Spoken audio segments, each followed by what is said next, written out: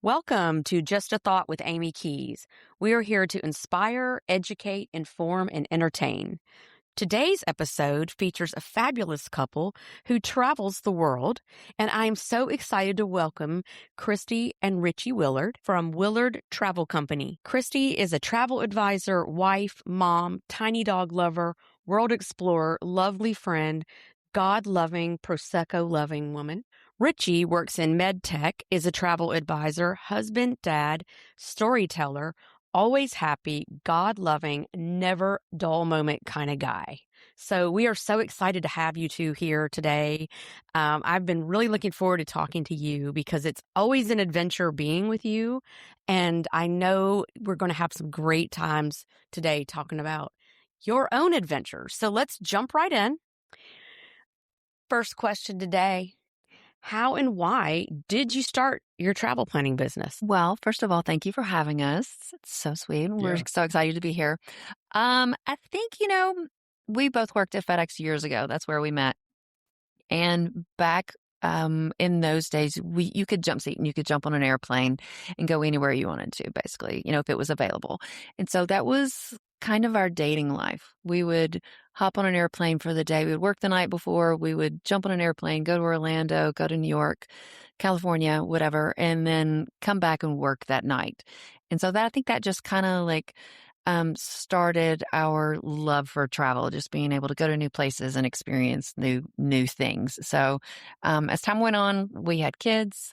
It was we just kind of settled into life. And then it was more baseball tournaments and basketball tournaments. Yep. And that's where we were every weekend. So then it was just going to the beach and going to Disney. But, recently we've become empty nesters. And so I was laid off at FedEx. And so we just thought this was going to be the retirement plan. So we just kind of jumped into this a little bit earlier than expected. And then we were on our first Virgin Voyages cruise, that's one of our favorite cruise lines. And we were sitting next to an older couple that seemingly was there with a larger group of people. And we started I was talking to the man, and I said, "Man, you're here with this large group of your friends. That's really awesome." He said, "Actually, we're travel advisors. And we have put together this trip, and all of these people are from all over the country, and we just met to take this trip." And I thought, how cool is that? Maybe that's something that we should do as we think about it, getting later in my career at, in the medtech world. And she's finished up her time at FedEx. Maybe we should do something like this. She's always wanted to be a travel advisor. And maybe we could help share our love of travel with all of our family, friends, and the rest of the world. And so that's what we did. Yeah. And I remember when you were like, oh, I think we're going to try to start, you were kind of dibbing and dabbing in it. And then it was like, then you kicked it up a notch, and you keep kicking it up a notch. Like, it's fun to watch you grow, and see the enthusiasm about it when y'all are telling us about trips. When we get together, you tell us these stories, and I'm like, oh, I want to go there now. So, well, what role do each of you have? Kind of the same role, or does one of you do the bookings and one of you does the searching? I like to tell everybody that I'm the president of the board of directors and CEO. Christy is the expert when it comes to travel. She has the relationships. I'm typically the one that will help when we're really working with somebody trying to figure out where they want to go and what they want to do. My job is to try and kind of pull that out of people, because a lot of times people have an idea of what they want to do, but they really don't know what they want to do. So we've got to bring that out. Sure. Yeah. So I'm going to be going in and doing the research and the logistics and, finding the location in the right place for the right person as well. So just, doing the supplier trainings and reaching out to the contacts that I have in the industry, and just trying to figure out that right exact place for you. And then doing the, all the dirty work behind the scenes, saving the clients the time of doing the research themselves, because on average it takes someone 20 to 30 hours to find a vacation on their own. I believe it. Yeah. So instead of sitting there in front of your computer researching it, trying to have what's it, analysis paralysis? Is that what it's called? Where do I go? What do I do? That's kind of what I would take over and do that part for you, once we've had that initial call. Well, like example, I like the beach, but I wouldn't want a tropical vacation that required me to sit on the beach the whole trip. Right. I mean, that sounds great, but I know I will get bored. A little in the morning's great or the afternoon, but I want activities or want to go tour and see stuff. Mm-hmm. That's where you come in because, I mean, I could Google that and find 1,000 places, but I'm not going to really know what I'm doing. Right. So that is something like I could come to you and give you that information. Sure. We want to go to somewhere tropical, but we don't want to sit on the beach all day. Where do you suggest? Yeah. So one of the questions we're going to ask you when you come to us is we're going to say, at the end of this vacation, describe what your perfect experience would have been like. Yeah, and through telling us that, you're going to tell us, do you want to go to an island? Do you want to go to Europe? Is it a boutique hotel experience, or is it an all-inclusive? Like, do you want to get out in the water and play? We're going to learn those things through really a couple of questions. That's awesome. Because not all resorts are the same. There are all-inclusive. There's adults only. If you don't want to have kids at your resort, then you would want to go to an adults only. Some resorts are quiet and secluded. Some are party atmospheres. Right. So some people, if you're on your honeymoon, you might not want kids running around. You might not want that party atmosphere where they're having foam parties and pools. Right. You want to be secluded and away on your own, but still have the option to do the excursions and things like that and the water sports. So that's just kind of what we do, is kind of narrow that down, find out what you want, and then narrow it down from there. So let's discuss, I'm really curious about this, your favorite destinations that you would go to over and over again. And I don't say just one destination, because there's no way you could have one. There's got to be multiple places that you want to go back to. So which do y'all have, a mutual one, or? I don't know if it's mutual. Probably not. Mm-mm. Maybe one. I love France. And I probably because I love the food and the wine and the culture. I even love the smell of it, as odd as that sounds. But it's mostly like when like a woman who's well-dressed walks by and you just smell the French perfume, and it's just, I don't know, the whole romance of it all. I love France. And probably my other was Disney. I've been to Disney more times than I can count, probably care to count. And but that's just my nostalgia place. It's my little happy place. It's where the kids grew up. And I feel like in every little place, every time we go, we have a memory that is in this location and in this location. Right. And, my daughter fell and skinned her knee right there. And we got a picture of her where my son is laughing at her, there. And so that's the nostalgia part of me. But I would say if there's just one location, it would probably be France. For me, it's probably, I know you don't like Caribbean islands, but I do. Oh, I do. I do like them. But having my feet in the sand, crystal clear blue water, snorkeling, just the whole vibe. And, I think because in the rest of my life, time is such a key factor. Mm-hmm. So when you go to one of those islands, you realize that their culture is time does not exist. And you just turn everything off. You turn it all off, and you're just there. And probably one of my favorite places I've ever been. We went with some really good friends of ours and to Joost Van Dyke. And we sat on that beach for a solid 6 hours with my feet in the water, and just looking out at the blue water is the most relaxed I've ever been. Wow. I am actually very relaxed when we've gone snorkeling. I love it. Really? Uh-huh. That stresses me out. It depends on the kind of snorkeling trip it is or where. But some of the best snorkeling I've ever done, I think, is Key West with my family. Mm-hmm. Yeah. And Isla Mirada area in the Keys, which is awesome. But I would say that a place I could go back to over and over again is Estes Park, Colorado. Mm-hmm. Okay. Anywhere in Colorado, I love. It's just the crisp, cool, no humidity feeling. I tend to like the off the beaten path places, right? That I haven't seen all the brochures for. Mm-hmm. And I felt like Estes Park felt that way.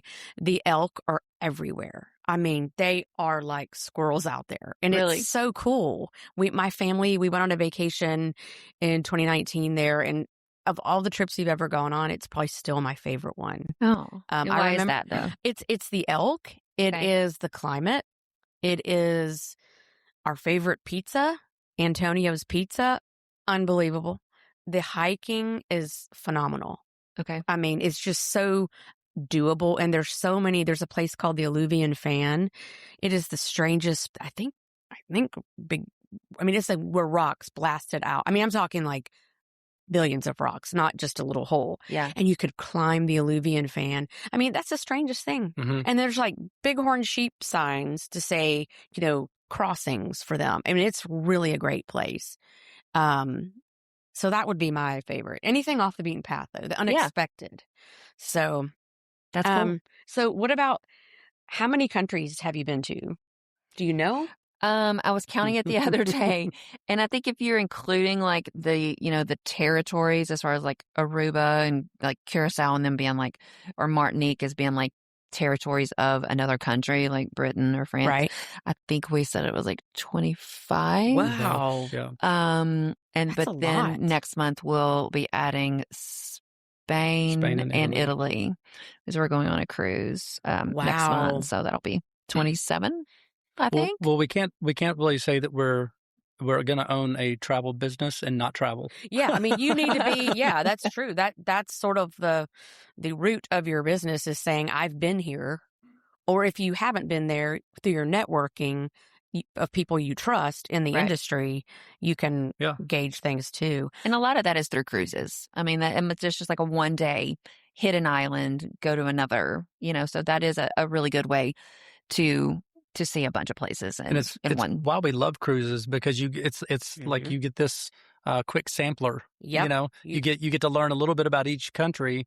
And then when we love something, we can say, okay, we're going to go back. And I guess for me on that, when you talked about favorites, mine would probably be it would be Europe. Even though I said I love the Caribbean, Europe, because little things like when we went to Bruges, we decided that we wanted to go eat at this. There was a hole in the wall restaurant.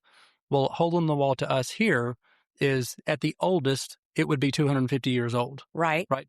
Over there, the oldest one that in Bruges that I went to was 1520s, and it had been around and open since the 1520s. Right. There were things on the menu that had always been on the menu. Right. Like that style of food. That you just can't get that. So being able to kind of really dive into a culture and eat what they eat, drink what they drink, live how they live. This is just beautiful. I like that to me. too. I want to be like, I want to go to where locals eat. I don't want to go to a chain. That's right. I don't want to go somewhere that, is like rated the best on TripAdvisor, that it just is regular. I want to eat what the locals eat. So, well, that's how you experience. When you experience the world, that's how you do it. Right. And it's interesting that you mentioned about cruises. It reminds me of something my husband said once when we were in Key West, and we weren't on a cruise there, but we flew to Miami and went all the way down to all the Florida Keys, made it like a stop in certain areas and then end up in Key West and drive back up. And I remember him saying on that trip, this is truly a journey, not destination trip. Right. And that sounds kind of funny, like, oh, everybody says that, but it really was true. Like our turnaround was Key West, but all the places we stayed in between really mattered. Yeah. Were so much fun. And that's how a cruise is. And I do love, we've been on several cruises, and what I love about a cruise is you unpack once and you go all these places. Exactly. It's like a traveling hotel. Yes. So, I would say as far as, I haven't traveled out of the country since I was, a junior in high school. But my best memory of that trip was Lucerne, Switzerland. Oh, nice. And it's again crisp, cool mountain air. I guess there's something about crisp, cool mountains for me. Maybe that's why you liked Colorado. Yes. It's because it reminds you of that trip. Yes, and I distinctively remember the sound of the cowbells while I'm on the tram going up to the mountain. Yeah. And how fresh it was, and the giant swans in the water. Like, that's been over 35 years, and it's still a really great memory. Yeah. So I could and that's what it's about. That's, for us, that's what travel is about, is creating those core memories that are going to just stay with you. So I know that you do bookings and work for individual families and individual people. Do you guys do group travel? We're just really starting to look at that now. So, we were thinking, like, if you have a pickleball group or a golf group, or a group of guys that you play golf with, or mahjong or something like that. There are people, there are groups that go on, say, cruises together or go to Scotland to play golf. So, yes, we are starting to look at that. We haven't done one yet. I'm just kind of like getting my bearings now that we're 2 years in, and now that I feel comfortable enough to do that, I think that's something that we're really going to start looking at doing. When you're traveling with your family, you're really doing some group travel, and then when your kids get a little bit older, or maybe your interests change, and there's things that you want to do, whether it's pickleball, golf, mahjong, whatever that might be.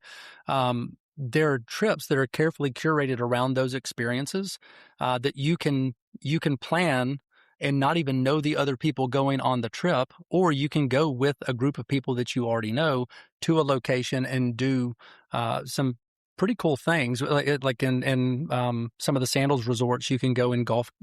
Golf is included in that. There's some things you've got to pay for. Some of those resorts have pickleball courts. On some of the cruises, they do mahjong cruises.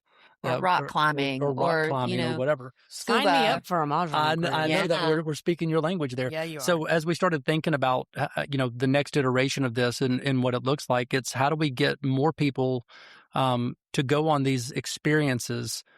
Because as you get older, that circle of friends that you build is going to be important. And so you start building these experiences with people, and it carries on into your daily life as well as your vacation life. And I think that's important. Yeah. So it could be a neighborhood group, or people. Church group? Yeah, church group. Any kind of group that's your group of friends, anybody that you're involved with that has a similar interest. So, yeah, that's what we're looking at next. Great. Well, you always have to be in business. You always have to be thinking of the next thing. Right. You can't just do the same thing all the time. Yeah. You have to be creating and thinking of new ways and new avenues to continue the business. So that's great. Yeah. Awesome. Do you know or have an underrated destination that you hear all about that people are like, you got to go here, you got to go there, and then you're like, you get there and you're like, I don't know about this. Not so special. Underrated or over? Like a place that you think is everybody says is so amazing, and then you get there and you're like, it's not that great. I don't think I've ever been anywhere that I have thought is overrated, but I think that's also like a matter of opinion. Like what I think might be overrated might not be overrated to someone else. Like I'm not particularly a big fan of some of the cities in like California or whatever. Like sure. I might like one over the other. But what I think might be overrated might not be overrated to someone else. So I think it's almost kind of like, it is what you make it, or, what your preferences are. So I really haven't been disappointed in anywhere that I've been yet. And I think a lot of that, it comes down to and this is just Richie's perspective on it. I think a lot of times when somebody finds something to be overrated, they probably didn't use somebody to help them plan that trip. So they went somewhere in a high season where the crowds are crazy. Right. The experience is not as curated. And we'll take Santorini, for example. Or Disney is a great one. Yeah, Disney the same way. There are certain months, certain days, certain weeks that you don't want to go to Disney. Right. Some people just plan a trip and they go. And even then when they go, there are some days you don't want to go to Magic Kingdom versus going to Animal Kingdom. Right. We know those things. Right. And so a lot of times if you're going to a country to go do something, going in the high season is going to really determine whether or not you're happy with that or not, whether you're surrounded by tens of thousands of people, right, or whether you're only one of 100 people in a village. Right. That changes everything. So I don't like the term overrated because I think that it can be avoided in a lot of ways. So I'm not going to say overrated, but a place that will probably surprise you that I think is kind of built up more than it should be. I know this is going to sound crazy, but I think it's the Grand Canyon. I'm sorry. People say that. It's beautiful. I tend to agree with you. It's beautiful. I haven't been, but I'm agreeing with you. It's lovely. It's beautiful. I think everybody should go. But you look out and it looks all the same. And there's not like a lot to do after you do that. I think one of the reasons we haven't been is because we've flown over it 3 times. Yeah. It looks the same from the ground. It looks the same from the ground. Yes. I will say that my parents went there on a trip, and they were absolutely blown away with how beautiful it was. but they had really not done a lot of traveling outside of, my dad was in the Navy when he was younger, but they had not done a lot of traveling interior to the United States. So they hadn't seen some of the other things. So one day we'll go, but it's probably low on our list. Include it with something else. Go to Sedona while you go, because Sedona's awesome. But we've been to Yellowstone. Yeah. And we did Grand Tetons. Incredible. I mean, that was stunning. We loved. We had a great time. And that was a family trip, and we would go back there 100%. And we decided then that we wanted to do more national parks, but I don't know, for some reason that's just not been at the top of my list. These international locations we go to.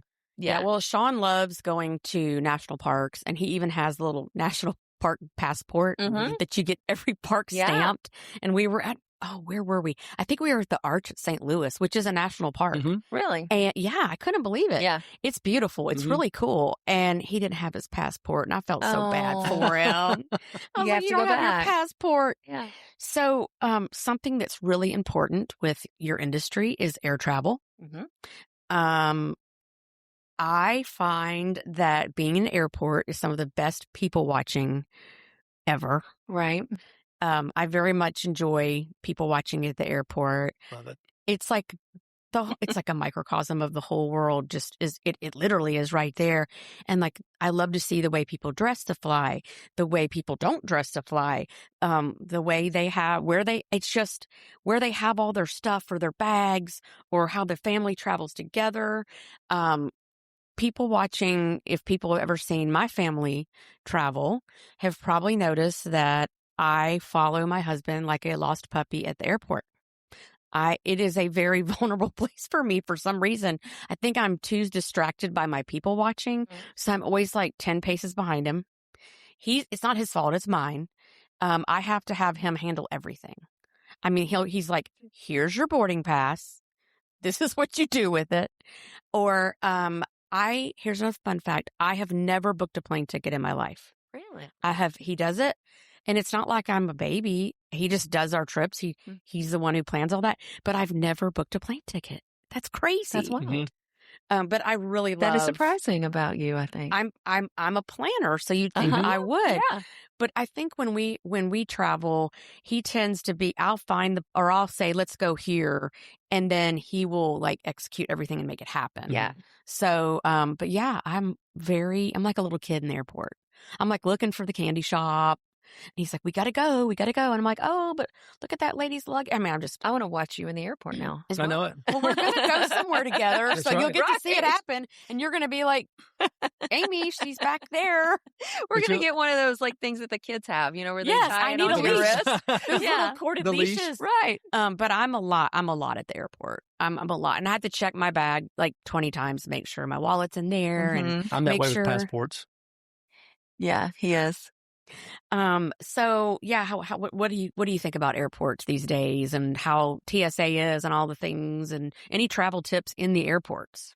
I think, for me, I think owning and running a travel business has changed the way that we look at airports a lot, because, there's some people will book a trip for somebody, or let's say, you and your family, you're going on a trip, you'll book it. And then the last thing that you think about is how do you logistically get through the airport? What does that look like? What are the times that I need to get? Like, you start thinking maybe the night before, what time do I need to get to the airport? It changes for us the way that we coach you before you get to the airport. You're going to land, probably going to have some sort of a transfer, maybe in Atlanta, Detroit, someplace like that. Understanding the logistics of getting off that airplane and getting onto the tram to get you to the next gate. Hopefully there's a tram. Yeah, hopefully there's a tram, and you're not running through it like you might in like San Francisco. But just to kind of understand it, like, so people watching as a favorite pastime of mine, I will sit and watch people. Me all day. Just all day. I love it. Anywhere. And it's not like a judgmental thing. No, it's just like, wow. There's just so many people to see. Oh, eavesdropping? Yeah. Just like, to me, it's like you're watching interactions. You're watching how people are talking to each other. And it's like you kind of can feel good about yourself because you're like, oh, you know what? This is the judgmental one. Yeah, I know. I treat people well, like when I'm not yelling at these people, like, so you can kind of look at it like that. But and the other part is, again, I think we learn a lot by watching people and how to coach other people when they go on trips. So you don't want your trip to start off horribly, right? And that can make or break your trip, right? That miss your flight, right? And all of a sudden, right? You've started off on the wrong foot. Yeah. That's what we're here for. And I'm completely oblivious to all the conversations and all. I mean, somebody has to be wearing something pretty, out there for me to notice. I'm always pointing it out for her. I am the one who is checking the time, checking the gate, worried about is the plane here yet? And I'm on Flight Aware, which is an app you can use to plug in your flight and see where's the plane. Is it going to be late? That's me. I'm the one that's like, well, my brain is running constantly. So if I had to give some tips, I would say get there early. If it's an international flight, I mean, I know it's not fun, but 3 hours. We try to get there 3 hours early. If you travel often, get TSA pre-check. I mean, it is worth it. Maybe not in Memphis all the time because we do have a little tiny airport, and sometimes you show up and you feel like you're the only person in the airport. So yeah, I would say that. I think what else? For I've got two, and both of mine are weird. So one thing that I learned is that if you get polysporin and you take a little bit of it and you rub it on the interior of your nose, what is it again? It's kind of like Neosporin. Okay, but you rub it on the interior of your nose. When you get off an airplane, sometimes your throat's dry. Yep. And you feel a little sick after you get off breathing that recycled air. There's something about the polysporin being just on the inside of your nose. It completely alleviates it for me. Wow. So that's one. The other one is, and I hope I never need it, I take life straws with me everywhere I go.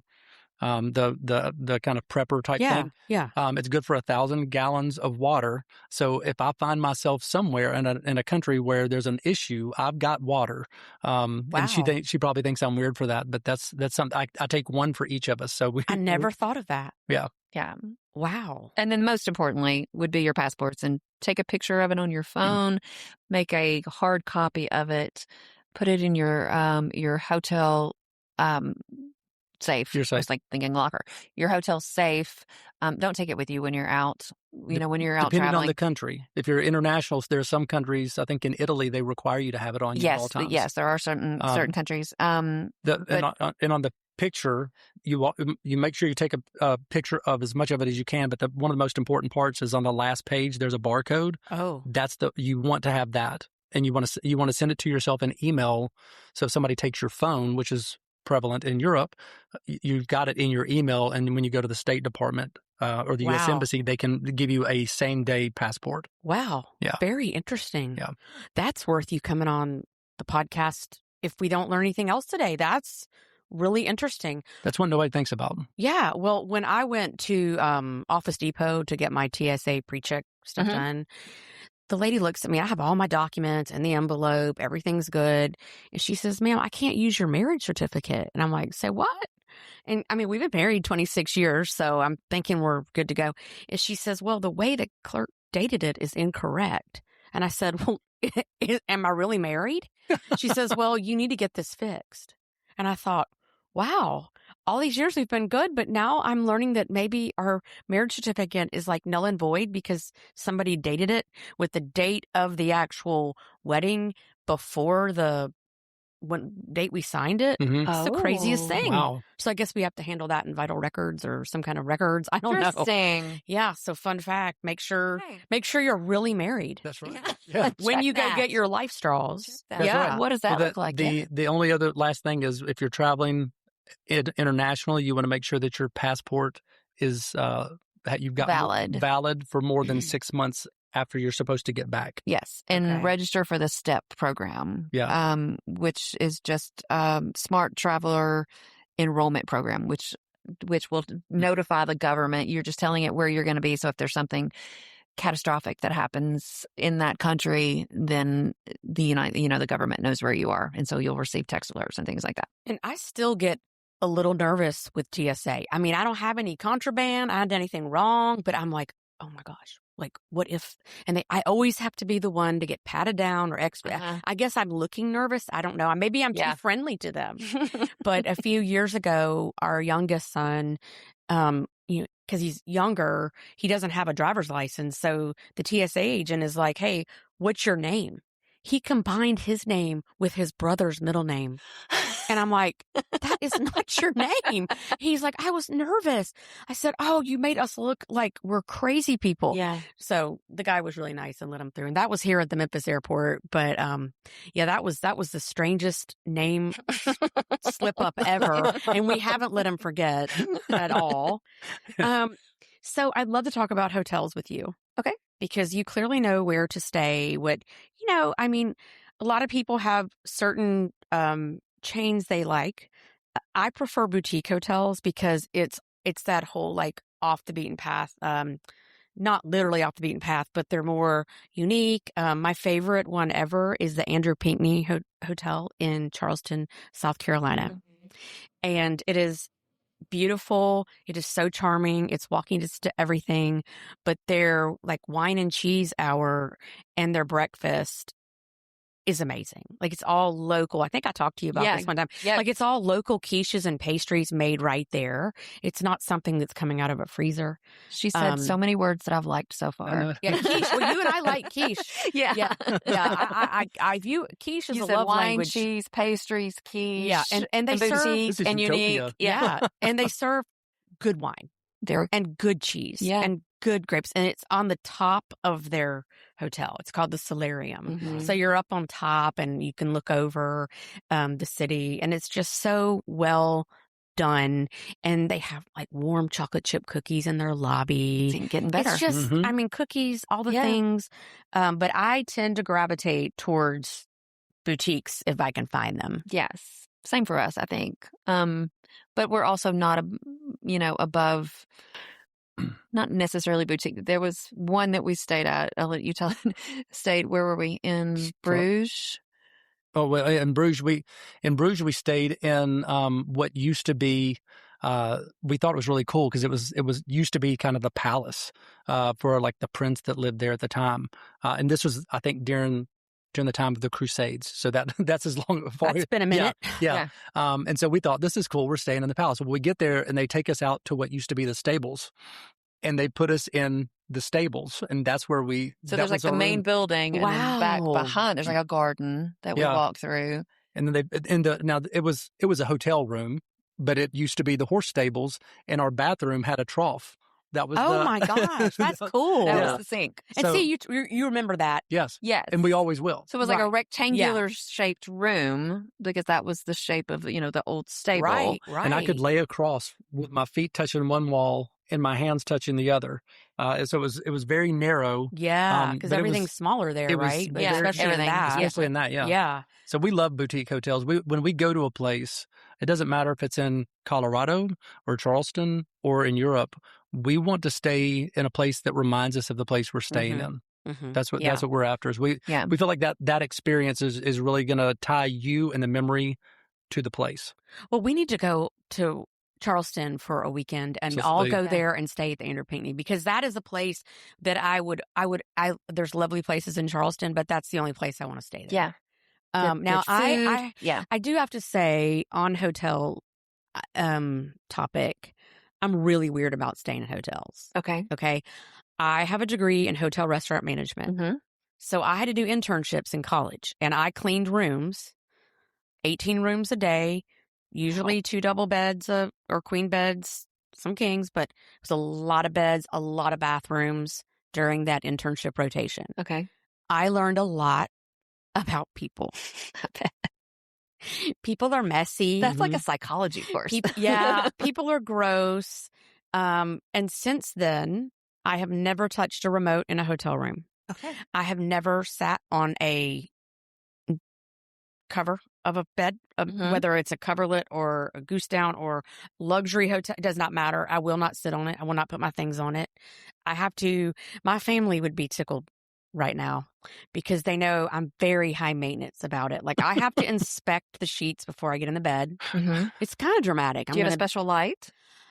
I haven't gone that far because I Now know she's what it's going going to to. show, and we did studies on that. Like we read about and learned about the ultraviolet stuff, and I know how to inspect for bed bugs. Okay. With the iron. Well, you can just go through the cording of the bed, and they lay their eggs. They lay their eggs there. I'll inspect, and like if there's a hair, it's just like traumatizing. Okay. If it's in the bed, especially, and then the bathroom is a whole other situation. Yeah. But I have learned, like, I never put my toiletry bag directly on the counter. It's got to go over a towel. I mean, I'm weird about it, but I know too much. Yeah. I also know that I always tip housekeepers. Okay. Because if there was a $5 bill laying on a bed for me after I spent, all this time, it's manual labor. These people work a hard job. They're scrubbing toilets, and a lot of them, they're cleaning showers. I really am big on that. And I'm also big on making sure that my family's towels are in one big pile in the bathroom. When you leave. So she's not, or he's not, like, reaching all over. It's just one tidy pile, because I appreciated that. Yeah. And this past spring, I stayed in a hotel in Murfreesboro, and, it was just Lent. It was a season of doing things for others more than usual. So I left a $20 bill on the bed and said, "Be blessed today." Mm-hmm. Well, the housekeeper was Spanish, and I don't think she could read English. And she wrote me a letter in Spanish and left it on the bed.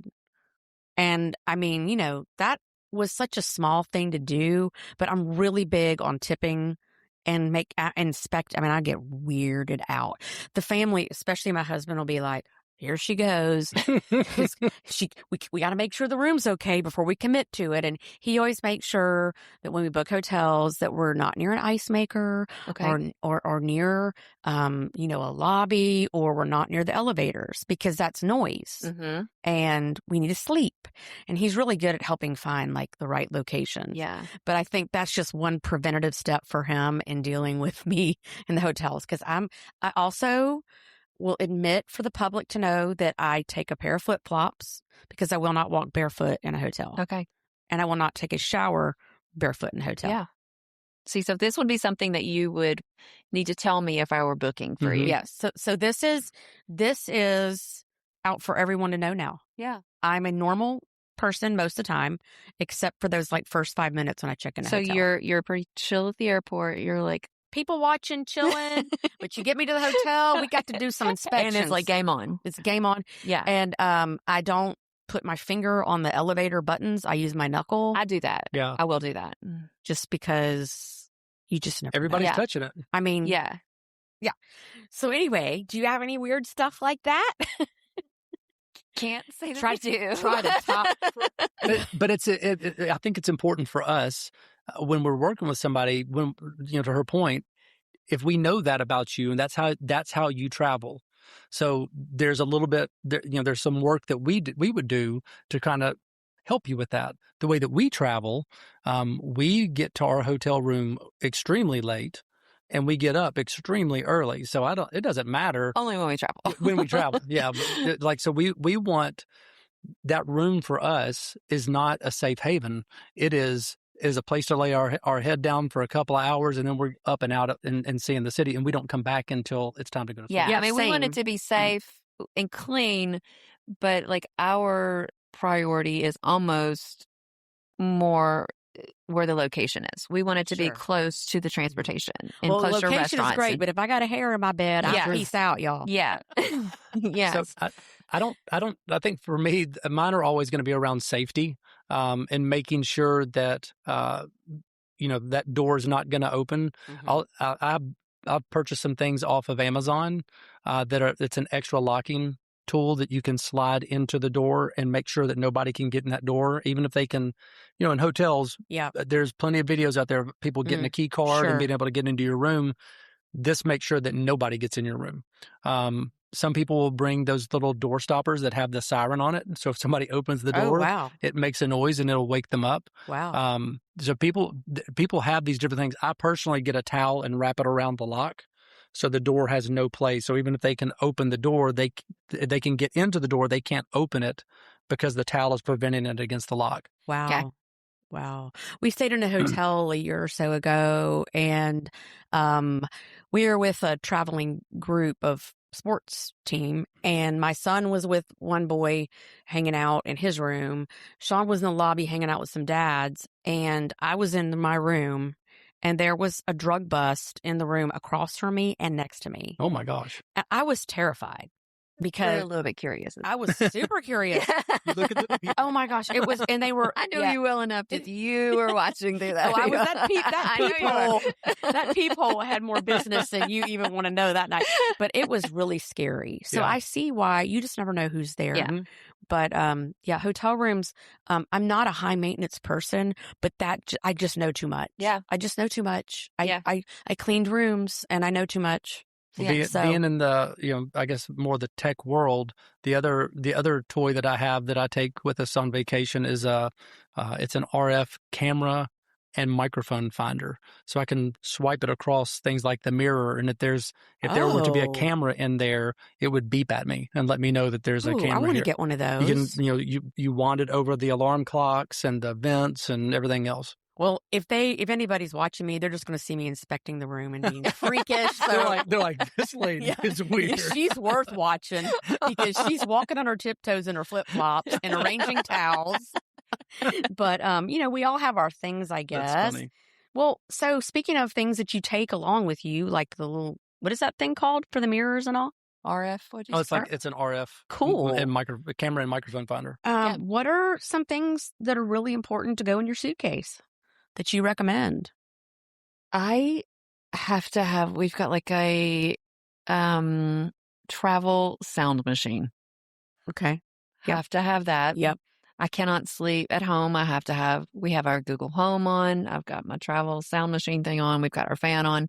I have to have noise. I've had that since probably I was like 16 years old. So that has to be in my suitcase or there's trouble because I won't be sleeping for the week probably. Well, I use a little noise machine, but Sean has an app on his phone, and this is going to sound crazy. People are going to think I'm loony after this podcast, but we listen to crickets. Okay. That's the cricket Yeah, sound. I get that. It's a nighttime sound. Yeah. And I have I can hear, I've got really Same. good hearing. Yeah. So one thing can trigger me to be awake. And last night he said he heard what sounded at 3:00 in the morning like a really loud party in a neighborhood, which Southwind. We think we've heard that party before at different times of the summer, and we think it just travels, sound just travels perfectly up here.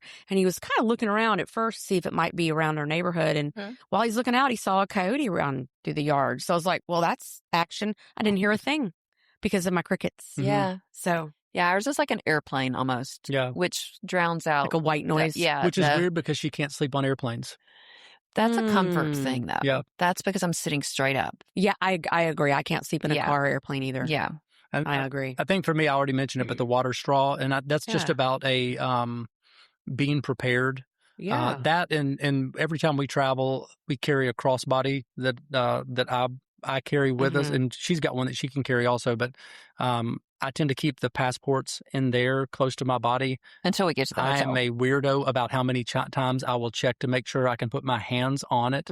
But and it just keeps the essentials with me. And but I think the life straw is probably the most important thing that I pack. I make sure to pack it every time. I bet everybody listening is going to go to Amazon and order one right now. You should. get a 2-pack. I have it on my website. I have it. You I have do? like Okay. a list of recommended products. I don't, it's not like I'm an affiliate or anything like that. I just have like my personal favorites on there, but it's on there. Yeah. It's on the recommended products. I think the one on ours is either a 2-pack or a 4-pack. I don't know. We've got 4. Yeah, so we've I got don't 4. know. And like when we moved our daughter away, I sent hers with her.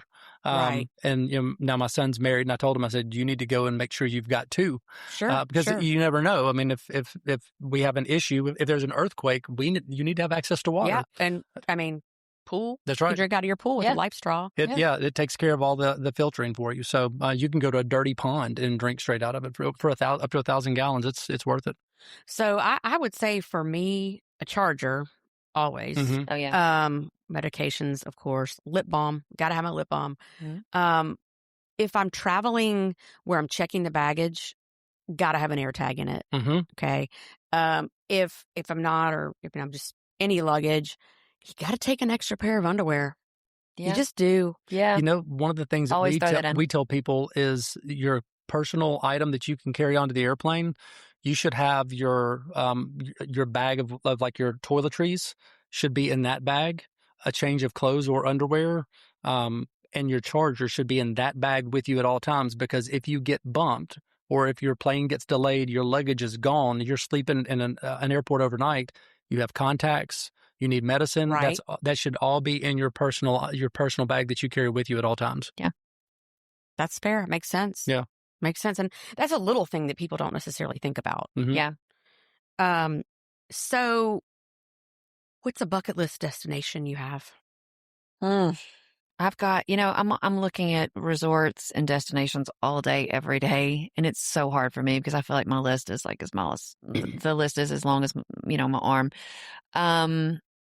So I don't know that I could pinpoint one. I mean, I feel like I could spend an entire month in France and not see everything that I want to see. In Italy is the same way. But I do want to go to like the Christmas markets in Europe, and I want to do a river cruise and maybe combine that and do Christmas markets on a river cruise. So that's probably what I would go with. Maybe the Christmas markets. Mine always used to be Bora Bora. That was the one I always wanted to go to. As I've gotten older, and honestly, I think we went to Athens one time. And when we were in Athens, we went to the Areopagus.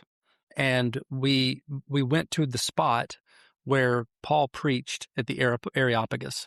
And you're standing in the shadow of the Acropolis, the Temple of Athena, and you're standing overlooking down at the Temple of Zeus. Wow. And I had my family read the verses from the Bible, standing in that spot. And it completely changed how I read that. So I changed the way I looked at bucket list for me. Jerusalem, I think, is a major bucket list for me. But I do know that my idea of bucket list is changing because it's not as much about the location as it is about the experience and who I'm sharing that experience with. True. And so that's for us when we talk about doing these very curated experiences for people. It makes it really exciting for us because we're giving you a lifetime memory and we can be a part of it even though we're not there. And that's super exciting for us when we can think about those things. Yeah. Mine is definitely Iceland. I want to go to the land of fire and ice. Yeah. And so next year we told our son who's graduating from high school because he doesn't want to party that, he can pick a trip. We'll go wherever he wants to go. Nice. So the following year I will turn 55. So I said, well, if you get a senior trip, I want a senior citizen trip. Absolutely. And I want to go to Iceland. There you go. So I've always wanted to go there. It's very mysterious to me and it's just intriguing. And I don't know. I just think that's cool. So that's my bucket list. No, I'd love to do that. Yeah. But I love that you brought up the memories and the experiences that people will have, because those are things that's why you travel. That's 100% why we do. The memories and the experience is more important than the souvenir. Yeah. For me, I would say when we went to Sedona a few years ago. Have you been to Sedona? No. It's pretty cool. They have the vortexes that you can go climb, and you're supposed to have spiritual healing. I don't know about all that. I just know I enjoyed hiking up there. And on the way back down from one, I noticed a man approach my older son. And I'm like, first of all, I'm getting on alert because I'm a little higher up the hike and I need to get to my son because there's a stranger talking to him. Right. And of course, my kid was in college at the time. So he's probably like, thanks a lot, Mom. I'm good. He might have been a senior I don't know. He's either senior in high school or a freshman in college. So while I'm going down to him, I noticed the man reach in his backpack. And I'm like, okay, this is getting weird. And he started handing my kid stuff. Yeah. So then my pace picks up a little faster and I get to him.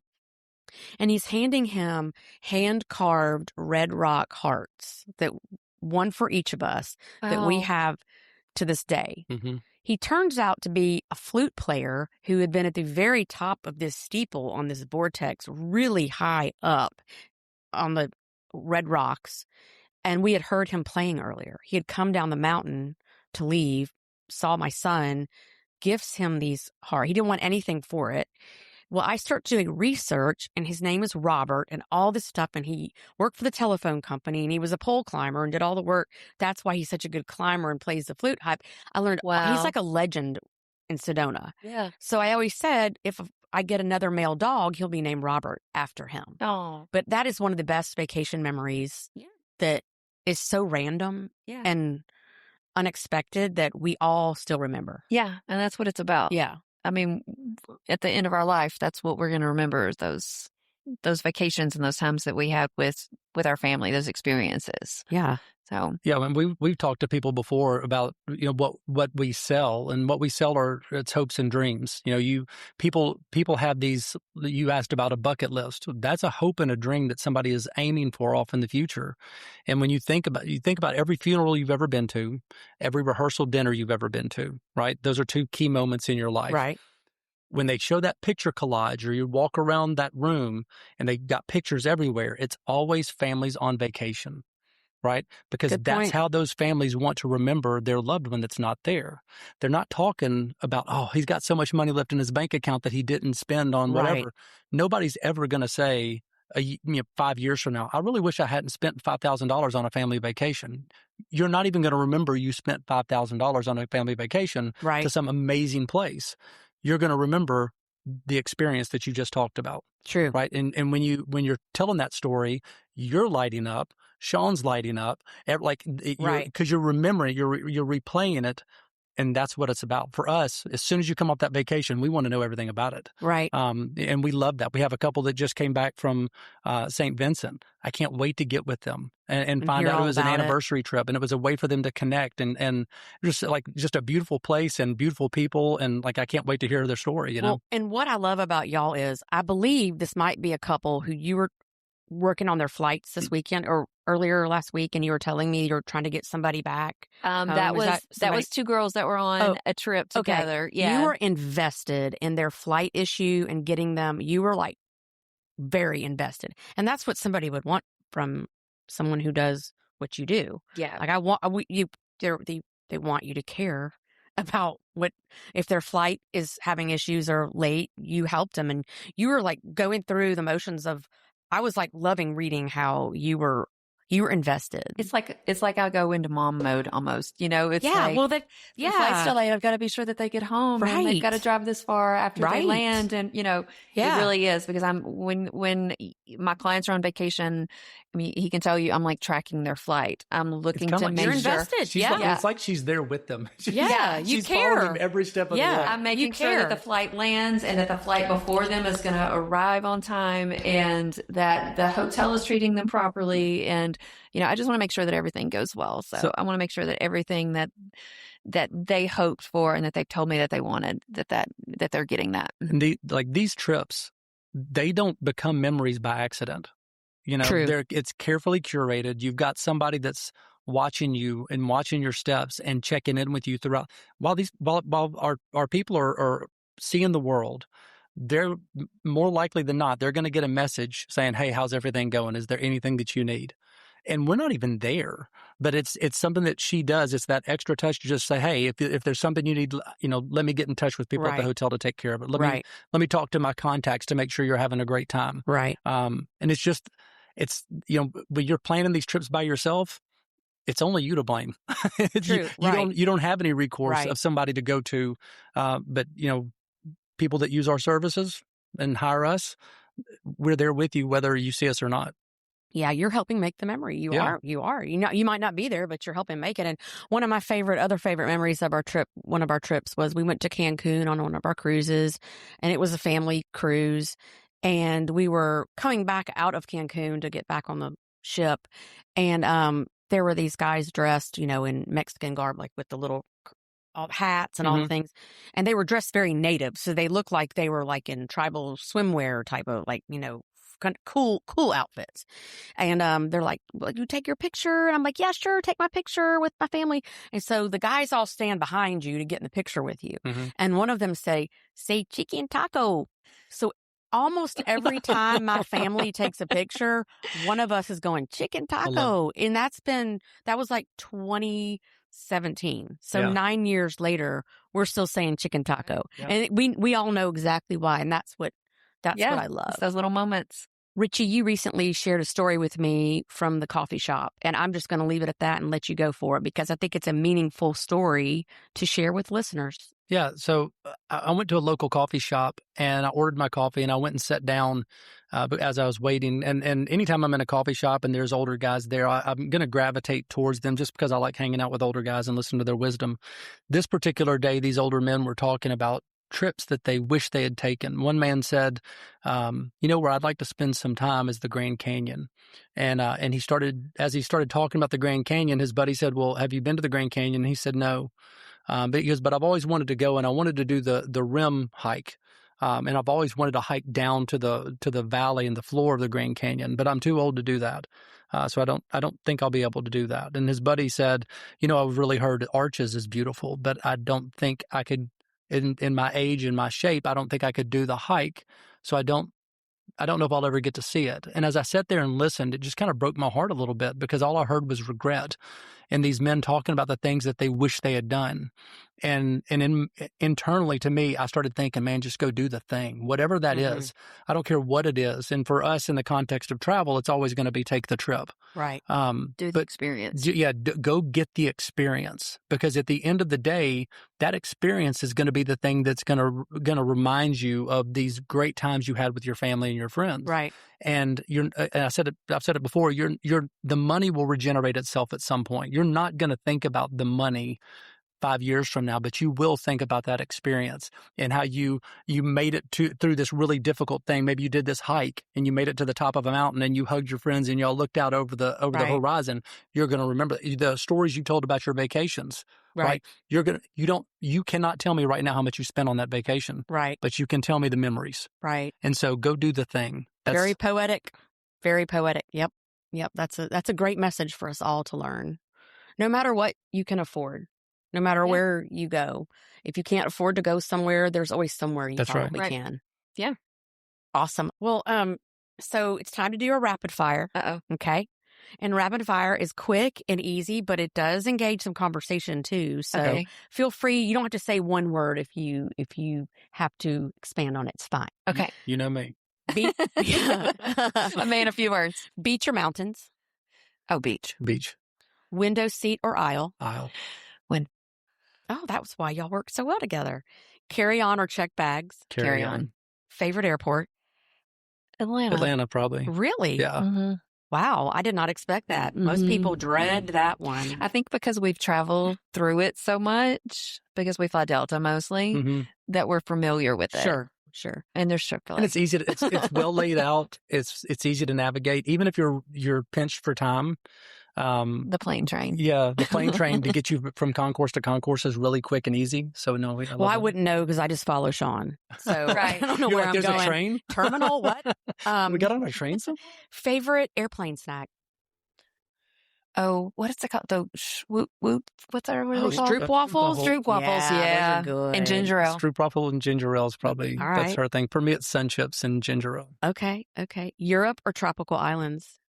Ooh, I did that one on purpose because I knew it's a house divided. It's going to be Europe for me all day. Man, it's so tough. It's going to depend. Depending on the time of year. For me, January and February, I have to get out of Memphis and I've got to go somewhere warm. Okay. So it's Caribbean every time. Every January, February, you're going to find me somewhere down in a warm climate. Okay. Once we get past that, I get depressed. Once we get past that, I think it's that seasonal affective disorder. Real. That's real. It's a real thing. Yeah. And then once I get past that, I want to go to Europe. Okay. So as we start getting in, especially later in the year, I definitely want to go to Europe. Okay. All inclusive? Yes or no? I love all inclusive. Yeah. If it's between all inclusive or not, then yes. Okay. Yes. But all inclusives are mostly in the Caribbean, so that's why I hesitate. Right. Music or watch movies on a flight? Oh, movies. Yeah, movies. Yeah. Early rise or sleep in on vacation? Early rise. Mm-hmm. Always. Yes. Yeah. Taxi or Uber? Uber. We hardly ever taxi. And it's weird, some places you go, they call their Ubers taxi and taxis Ubers. Okay. And that's weird. Yeah. It's that's mostly an international thing, but subway or train above any of it, Yes. if possible. Yeah. Well, I've never booked an Uber. I've been on one a few times, and Sean has booked them. But that is the strangest concept to me, to get in a car, in someone's frightening. personal car, and just go.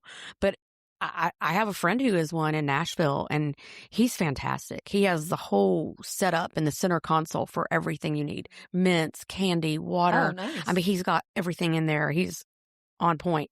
But I have never booked an Uber by myself. Well, now my daughter and I were in Florida for my now daughter-in-law's bachelorette party, and you can choose, like, it was just the two of us, and so you can choose a woman driver. Oh, okay. Which was very reassuring. I texted him and I was like, just so you know, we can choose a woman driver. And he was, that made him feel a little bit better. Yeah. And if you do get in an Uber, I mean, obviously you have safeguards. you've got to make sure you educate yourself on all the safeguards of getting into somebody else's car. It's really the person showing up to get you, the Check person in the app. the license, make them tell you the name, make sure that they're using the PIN, that you should have a PIN. They should be asking you for a PIN. The child locks on the doors aren't on. The windows can roll down before you ever shut that door. Oh. These are all, like, there's a lot of things you should check on an Uber. I mean, when you think about it, terrifying. It is so scary to think that we just open a door and get in somebody else's car. And especially if you're by yourself and a female, you should always sit behind the driver. Oh. So he can't reach you. Oh, that is. And if I have my life straw, I could use it as protection if I need to. That's right. So I'm good. That's right. And my last rapid fire was favorite food you've had on a trip. Ooh. Oh, I know what yours is. So in Paris, there is a restaurant that we've gone to every time we've gone to Paris, and it's a fondue place. We love it. I love fondue. The waiter that's there, George is his name. I asked him. I said, we got to dessert, and I was really full. We had fondue, and I said, what's good dessert? I wasn't going to get anything. He goes, I'll bring it. And that was it. And he left. I was like, I didn't want dessert. He's going to bring me dessert. He brings me this little chocolate cake. I don't know what it was about the chocolate cake. I started eating it. I started crying.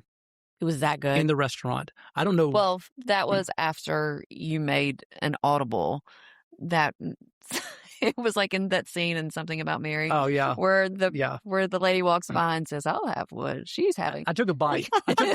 We actually had somebody walk by and say that. There was another couple sitting on the other side of the restaurant. I took a bite of it and I go, oh, like that. And this lady goes, I'll have whatever he's having, and should he get a room? Like that is. And she so said funny. As she walked out, and I was like, we're sitting there with our kids. Yeah, our kids are right there. And I said, this is the best chocolate cake I've ever had in my life. And I'm saying it, and they're looking at me. My son goes, Dad, are you crying? I go, wow. Oh my gosh, I'm crying. What am I crying for? I don't know what I connected that chocolate cake to, but there was something in my childhood. And I thought, well, maybe the wine hit me a little bit. Maybe that's what it was. Was there some wine before this cake? There was some wine, but I was like, maybe the wine hit me, and I don't know. So we went back the last time that we were there.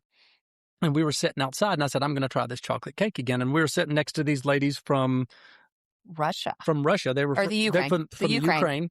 And one actually lived in Iceland at the time, and her mother still lived in the Ukraine. And we're sitting there talking to them. And the mother did not speak English. Yes. And I said, you have to try the chocolate cake. It's one of the best things I've ever had. And so he brings it out. And this time it's free. He remembered me from the last time. Of course he did. I showed him after the scene you made. I showed him the pictures of us from last time, and he was like, oh. And he brings it out, and then he just steps back. I took a bite, and I looked at her, and I was like, I have it on video. And I looked up at her, and I was crying again. Wow. And George is behind me, and he's rubbing my shoulders, and he was like, I knew. He's patting my shoulders, and he's like, I knew it was going to get you. And I'm like, what is it about this cake? On the video, I say, what is it about this cake? Could you get the recipe? I mean, we've never even thought about it. I don't know what it is about that cake. It is so spectacular. I feel like it's tied to my mom in some way, and I miss my mom all the time. Sure. So I don't know if that's what it is. I don't know. I have to honestly say, I have never met a grown man who had a piece of chocolate cake that brought him to tears. Yeah. Twice. This is a first. Some people would laugh at me. Well, I mean, yeah. I'm the one. I'm the one who is literally embarrassing myself about flip-flops and bed bugs and weird things. So we're both, That's right. We also both have the same birthday. So maybe it's that. We That's don't right. embarrass easily. So it might be that whole thing. And what was your favorite thing? My favorite, I mean, the fondue there at that same restaurant was, Maybe we should give the restaurant and give them some. Yeah, it was what is it? I'd have to look it up. It's or when I share all your socials and everything, I'm going to have that place. And we might even have to have that picture of you crying with the cake. Yeah, no, she's got the video. I've got it. I've got video evidence. Well, I've loved talking to y'all today. It's been fun. Thank you. I actually really learned a lot today that I hadn't thought about the passport email and the life straw and some other things here that you just never know what you're going to learn. Your Willard travel page is phenomenal, and your community engagement is amazing, and people really enjoy your page, and I can't wait to share it with everybody else.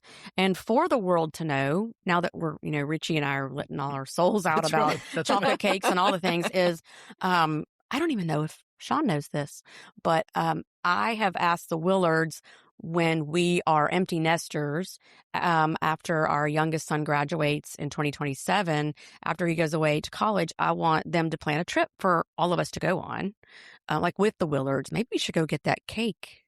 There we go. But I actually always an opportunity to get a friend. So I'm going to trust them to do the thing and make it happen, and so we can all go have a great trip, whether it's a river cruise or German market. I don't even almost care.